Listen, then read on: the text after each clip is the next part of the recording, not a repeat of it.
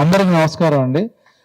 ఈ సినిమాలో యాక్చువల్గా కన్నప్ప భక్తి కన్నప్ప సినిమా తీస్తున్నాడని అనగానే విష్ణుకి నేనే ఫోన్ చేసి ఈ సినిమాలో ఏమైనా క్యారెక్టర్ ఉందా, అదేంటి బ్రదర్ తమ్ముడు నువ్వెందుకు నువ్వు ఎందుకు అడుగుతున్నావు అంటే, లేదు ఈ పర్టికులర్ సినిమాలో నాకు ఎందుకు యాక్చువల్ నా కోరిక శివుడి మీద కన్నప్ప నేను చేయాలని అనుకున్నాను. క్యారెక్టర్ అంటే ఎత్తికి మీకు సూటబుల్ క్యారెక్టర్స్ లేదు నేను చేయాలి ఒకసారి ఆలోచించంటే నా కోసం ఒక క్యారెక్టర్ క్రియేట్ చేసి నన్ను తీసుకెళ్ళారు.